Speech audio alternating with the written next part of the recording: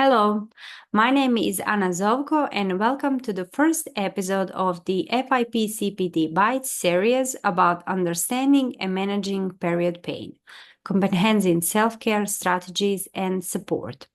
This episode will provide an overview of how pharmacists can support women to better understand their menstruation and their flow. Some learning objectives of this episode is to understand the basic phases and the hormonal changes of the menstrual cycle, to recognize what to expect during the menstrual cycle and address common concerns, and also to provide anticipatory guidance for adolescents and caretakers ahead of their periods. So let's start.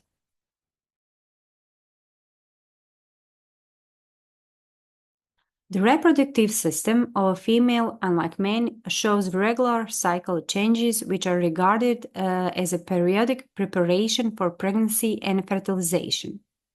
A notable aspect of the menstrual cycle is the regular vaginal bleeding that occurs with the shedding of the uterine mucosa, known as menstruation. The length of the cycle is variable, but the average duration is 28 days from the start of the one menstrual period to start of the next period. By a common usage, the first day of the cycle is the first day of the menstruation, and it begins at puberty and ranging from the ages from 10 to 18 to 16 and ends at menopause at the average age of 51. This slide shows some approximate values related to the menstruation in adolescent girls. As you can see, the first menstruation shows about median age 12. Menstrual cycle, typically menstrual cycle is 21 to 45 days in adolescent girls, and the flow length of the flow is a 7 day or less. For us as a healthcare providers, it's very important to understand all the phases of the menstrual cycle. So the menstrual cycle consists in several phases, each characterized by specific hormones. First, we have follicular phase, where estrogen is a main hormone. It helps the endometrial layer to grow, preparing the body for a possible pregnancy. Around the day 14, ovulation occurs, triggered by LH and FSH hormones, also alongside a peak in estrogen. All that leads to release of the egg. Following this is luteal phase, dominated by progesterone, which prepares the endometrium for implantation and thickness the cervical mucus.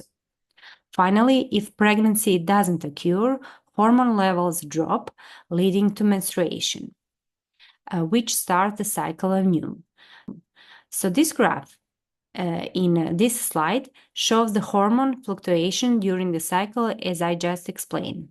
Each hormone is in a different color, and the display is very simple to understand for us, and also it's very convenient to show the adolescents for an easier understanding of their menstrual cycle.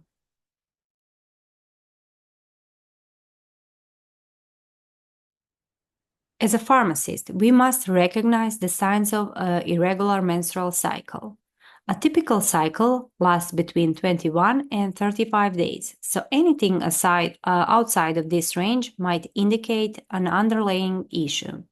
Similarly, we need to be aware of abnormal flow characteristics, extremely heavy or prolonged bleeding, or conversely, very light or infrequent periods could suggest a condition like menorrhagia or oligomenorrhea.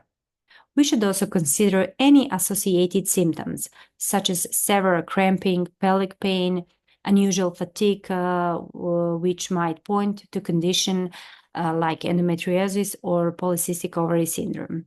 As a healthcare provider, it's our role to identify these red flags and recommend further consultation with the doctor if necessary. Also, when speaking with adolescents about their menstrual health, it's important to ask the right question to uncover a potential issue. Start by asking about the regularity of their cycle. How regular are your periods? Have you noticed any changes in the timing? Can be right questions. This can help to identify irregular patterns. Next, inquire about the flow. How would you describe your menstrual flow? Has it changed in volume or duration? Also, understanding their experience with pain is vital. So, you can ask questions like: do you experience pain during the menstruation? Is it localized or does it radiate? Are there other symptoms like nausea or severe fatigue? And lastly, we should ask how their menstrual cycle affects their daily life. Does it interfere with their work, school, or other activities? So, by asking these targeted questions, we can better assess their situation and also provide appropriate guidance.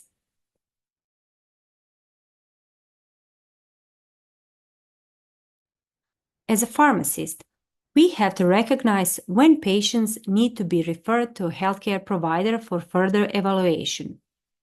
One of the key indicators is severe menstrual pain, known as dysmenorrhea, that cannot be managed with over-the-counter medication or interferes with their daily life.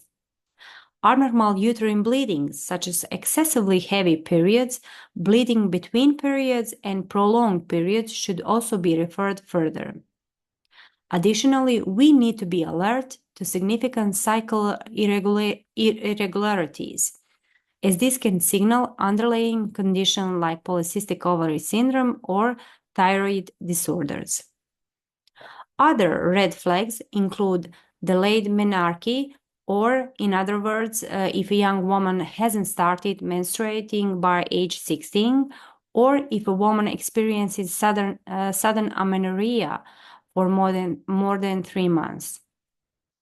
Red flag include also persistent pelvic pain, unexplained symptom like bloating or weight changes, and significant mental health impacts. All these are critical factors that warrant a medical referral. Early intervention can prevent progression of a serious condition, and as a pharmacist, we play a vital role in this early detection and referral process.